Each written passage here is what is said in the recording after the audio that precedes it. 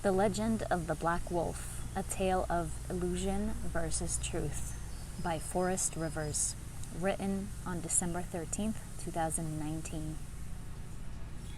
Deep in the Canadian Rockies, a small mountain village of 500 people dealt with a problem that hit close to home. Over a span of a month, a rare black wolf was spotted near the village on 4 occasions. According to local legend, this animal was believed to be a sign of misfortune and impending doom. During this rash of sightings, parents kept their children locked indoors, and all adults completed their outdoor work at least 2 hours before sunset. Though they were highly contemplative and spiritual people, the villagers fell sway to the dogmas of their own fear. Following the latest sighting of the black wolf, village elders resolved to send their 2 most courageous warriors deep into the mountain wilderness to confront the wild beast before it could visit harm upon the community. The following morning, the 2 young warriors, Riverstone and White Lightning, set off on horseback into the desolate, snow-capped mountains to track down the feared animal. For the first 3 hours, the 2 revered men rode in near silence, up an ancient path that steadily climbed high into the alpine forests. Finally, White Lightning broke the deep and awe-filled silence. "My dear brother, how do you suppose we'll know where to find the black wolf? What if we never find it and fail in our mission? Then we'll return home in defeat and shame." Riverstone smiled warmly at his traveling companion and replied, "My loyal friend, have no worry about the answers you seek. If the Great Spirit wills for us to encounter the beast, then that shall be so. Have faith that it'll present itself. The ancestors are already guiding us toward our destiny. The 2 warriors rode for another hour in silence until they arrived at a sacred cave just off the beaten path, where a long line of medicine men and women took refuge to pray while on vision quests. Down through the centuries, these conduits of the traditional way invoked the spirits of the ancestors there. This invocation including the chanting of mantras and the smoking of gasha, a psychedelic herb that expanded consciousness and unlocked certain spiritual powers like clairvoyance and telepathy. Both men dismounted from their horses, climbed into the ancient cave, and sat down cross-legged. Without uttering a word, Riverstone pulled a magnificent embroidered pipe from his coat pocket and picked it full of sacred gasha, while Lightning bowed his head in reverence as Riverstone recited a prayer before taking the first hit and passing the pipe counterclockwise to his soul brother. Within moments, the effects of the holy gasha began to take hold, and the sound of their ancestors' voices began echoing through the cave. Riverstone and White Lightning dropped to their knees and touched their foreheads to the ground to honor the spirit of the earth. The voices grew louder before breaking into haunting cries of soulful wildness. As the sounds became more intense, the 2 seekers felt the ground shake and a luminous presence appear.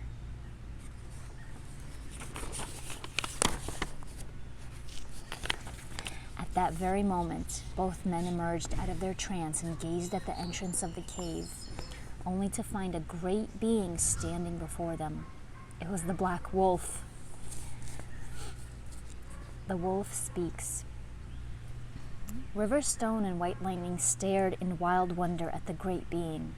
Both warriors noted its thick black fur, strong stature, and razor-sharp claws.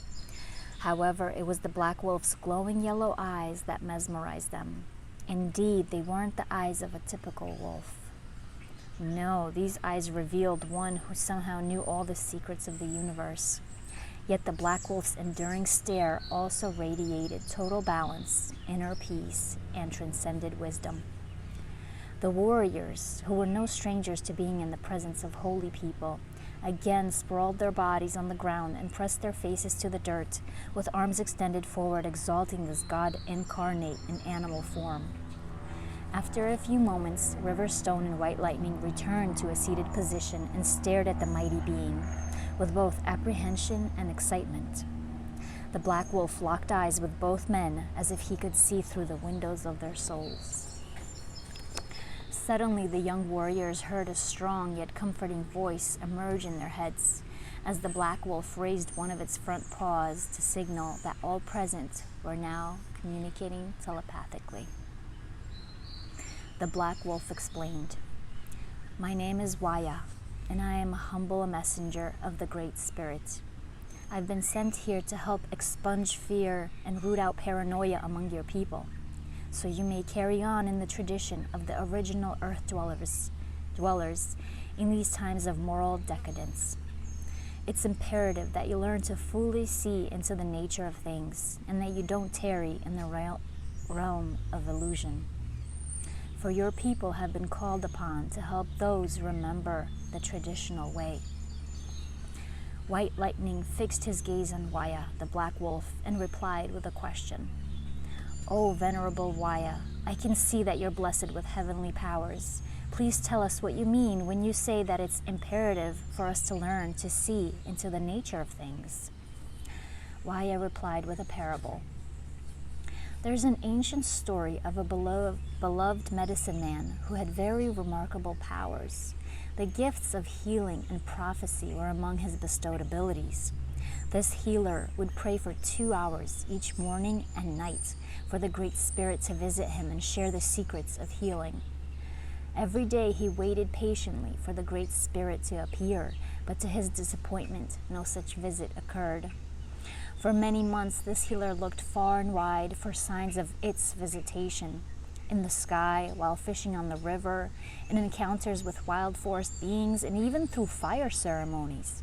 After much searching, the healer began to doubt whether he'd ever come face to face with the transcendent. As his search grew with vigor, this healer began to have strange recurring dreams of meeting with a mysterious owl who flew him on its back over the high peaks. But each morning, he awoke again with an insatiable desire to resume his quest to meet the Great Spirit. Do you understand what I'm trying to convey to you, O noble seekers? Both men bowed their heads to the mighty Waya as Riverstone spoke for the first time. "I think I understand the lesson you're trying to bestow upon us, O enlightened messenger. You're saying that because the medicine man didn't clearly see into the nature of things, he failed to notice that the Great Spirit appeared to him as the owl in his dreams. Because the healer clung to his belief that he could only be visited in his waking state, he dismissed the possibility of such a divine visitation through the dream world. This beloved seeker then got lost in the illusion of appearances, derived from his dogma as to how things ought to be." Waya nodded his head approvingly and replied to Riverstone's answer. "You've understood well, O esteemed student. But do you know what led the medicine man to cling dogmatically to his belief as to how the Great Spirit should appear?" The two warriors shook their heads no. After many days of prayer, the healer began to fear that the Great Spirit wouldn't visit him at all. This fear led him to cling ever harder to the belief that the Sublime One must appear before him in physical form. Of course, our fabled friend didn't clearly see into the nature of how things actually were. Wyatt took a long, deep breath and finished his thought. "Unfortunately, the story I just relayed to you has many parallels with the way your community of otherwise well-intentioned seekers regards me and my recent visitation to your land.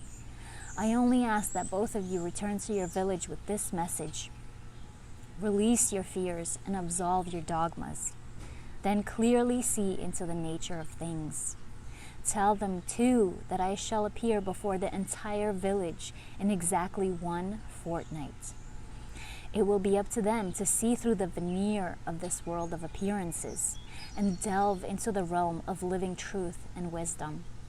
If they're able to recognize the essence of who and what I represent, then your tribe will be graced with great fortune and eternal protection. More importantly, your people shall fulfill their destiny by disseminating the values of the traditional way to a world lost in ego. When Waya finished speaking, he raised the same paw that began the conversation, bowed his head in reverence to the two warriors, and then walked out of the cave and disappeared into the night. Warriors return. The next day, Riverstone and White Lightning arrived back at the village to an anxious reception by the tribal elders. Within moments of greeting the two returning warriors, Redtail, the oldest and most respected in the elder circle, inquired about their journey and their meeting with the Black Wolf. In honor of tradition, Riverstone bowed to the revered elder and then spoke. "Esteemed grandfather, we come home bearing good news. By the grace of the Great Spirit, we encountered the Black Wolf. Contrary to the belief of this tribe down through millennia, though, the feared Black Wolf is actually a perfect manifestation of the very God we worship and honor through the sacred pipe. Far from being a source of evil and misfortune, this divine being is a protector and watchful guide of the traditional way. Furthermore, the Black Wolf says we've been chosen by fate to lead the world through these dark times that are upon us. But first, this sage among sages says we must give up our fear and have faith that this Black Wolf is who he says he is." With a look of disbelief in his smooth, tanned face, Redtail took a moment to collect his thoughts. Then he turned to White Lightning and raised his voice just enough that it made the hair stand up on his back. "Is there anything else you have to report?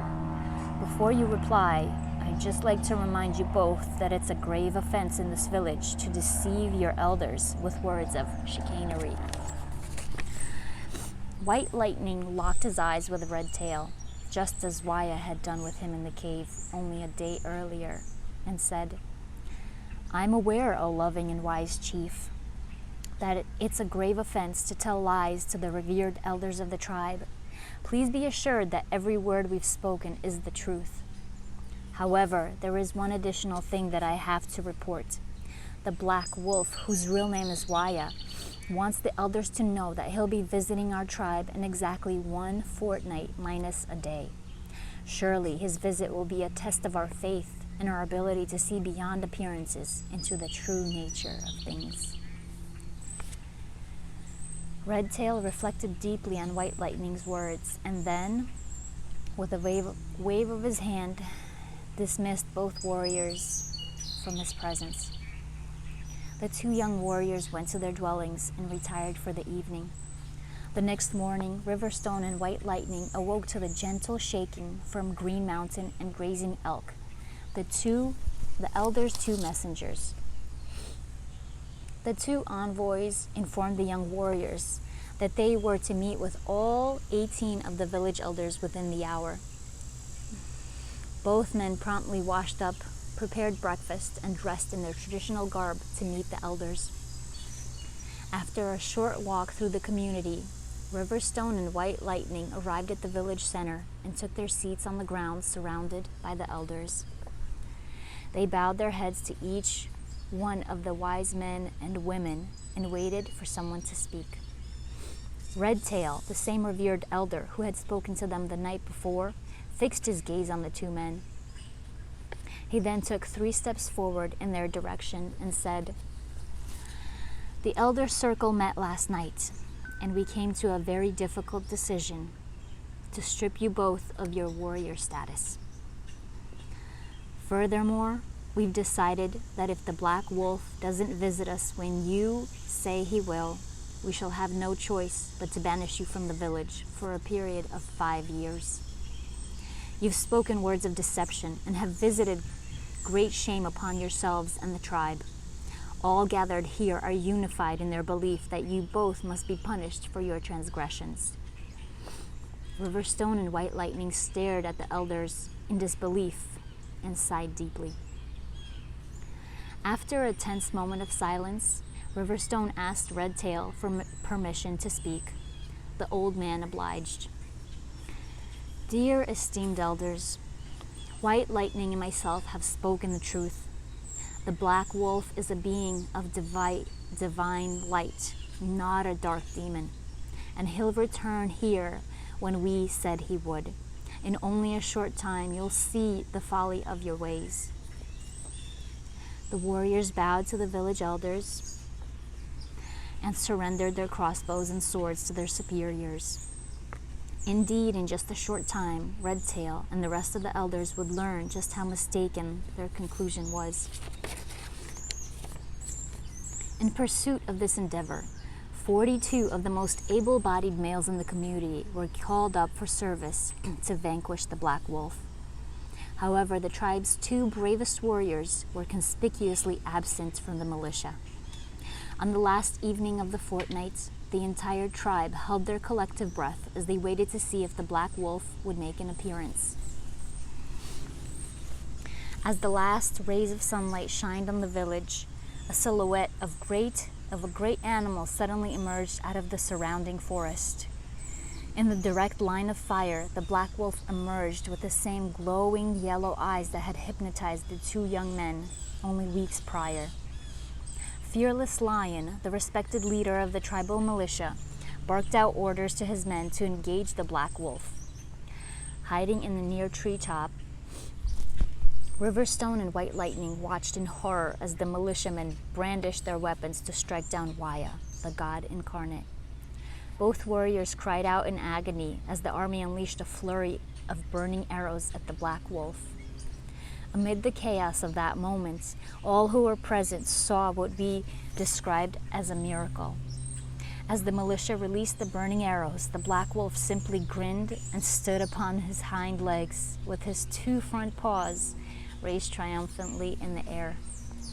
Riverstone, White Lightning, the militia, and the elders watched in amazement as the Black Wolf then deflected all of the arrows off him and transformed them into beautiful lotus flowers that fell harmlessly to the ground. In response, the militia, down to the very last man, put down their weapons and fell to their knees in grateful acknowledgement of Waya, the divine manifestation.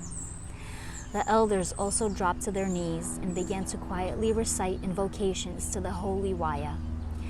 In seconds, the 2 young warriors had climbed down from the tree they'd been hiding in, and they ran up to the Black Wolf. They bowed and joined the village in exaltation of the venerated sage. The Black Wolf let out a series of wild and haunting howls that brought all into a mystical state. And then he raised his paw like he had when meeting Riverstone and White Lightning for the first time to signal telepathic communication. Following that, he spoke.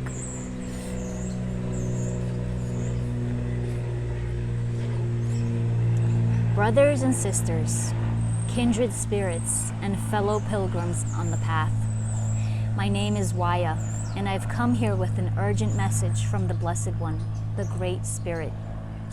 It wishes to tell you that you've been chosen to carry on the traditional way in this dark age of ego.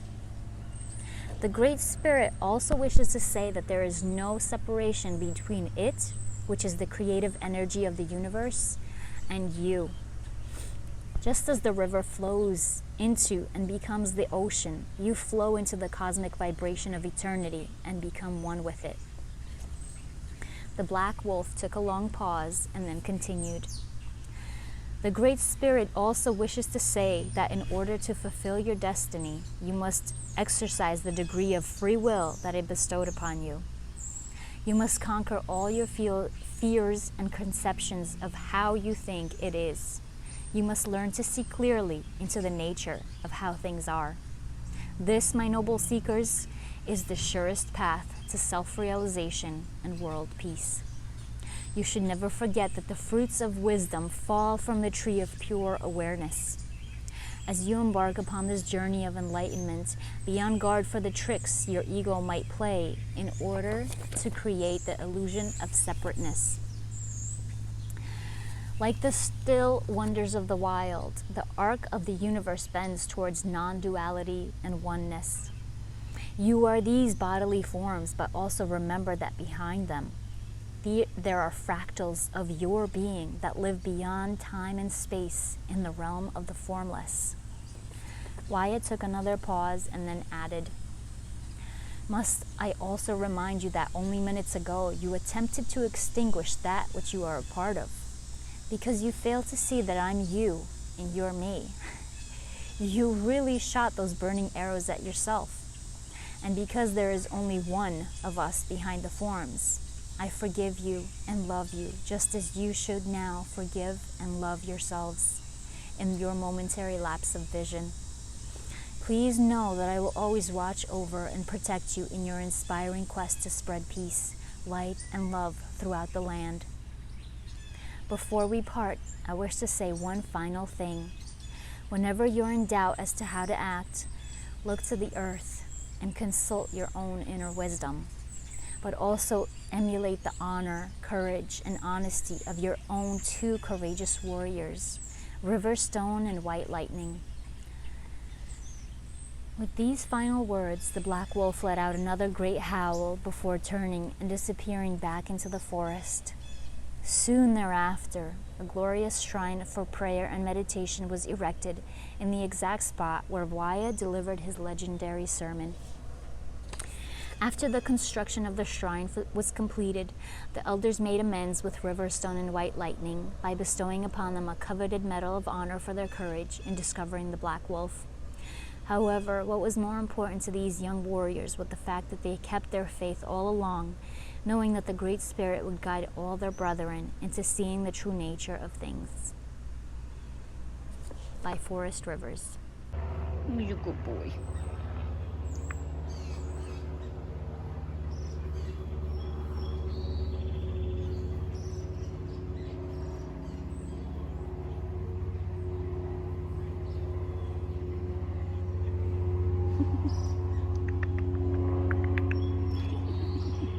He's a good boy. You good boy? You good boy? Are you a good boy?